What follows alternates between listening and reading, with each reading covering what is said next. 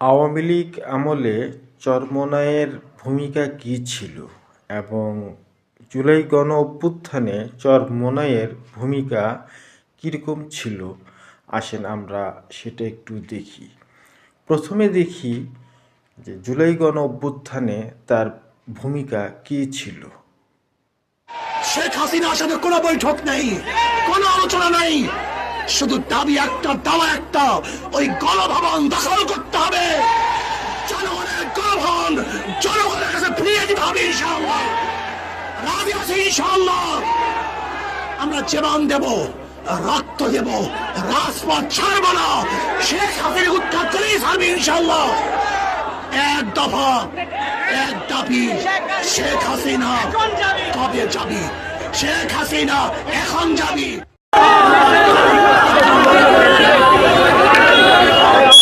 ইনশাআল্লাহ আমাদের এই আন্দোলন চলবে ইনশাআল্লাহ।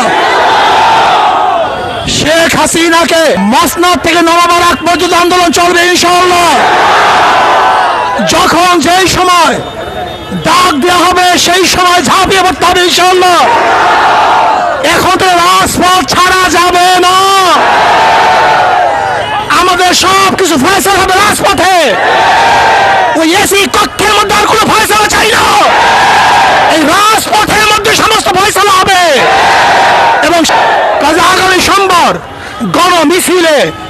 গণমিছিলে গোটা বাংলাদেশ প্রকম্প।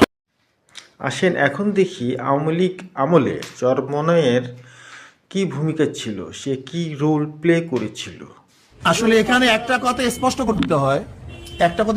করতে হয়, একটা হলো বঙ্গবন্ধুর নিজেকে কটূক্তি করা, তাকে অশ্রদ্ধা সম্মান করা, আটল তার প্রকৃতি ভাস্কর্যকে না মানা।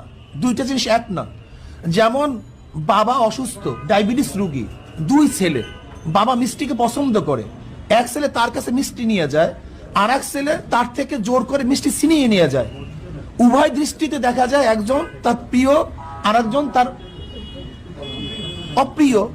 কিন্তু যে জ্ঞানী সে অবশ্যই মনে করবে যে যেই ছেলে বাবার ডায়াবেটিস রোগীর থেকে মিষ্টি ছিনিয়ে নিয়ে যায় সেই তার উপকারী এবং প্রিয় সবচেয়ে বেশি। আমরা মনে করি বঙ্গবন্ধু শেখ মুজিবুর রহমান একজন মুসলমান, তার মাথায় টুপি, তার বাবার মাথায় টুপি, তার বাবার দাড়ি, বড় বড় দাড়ি।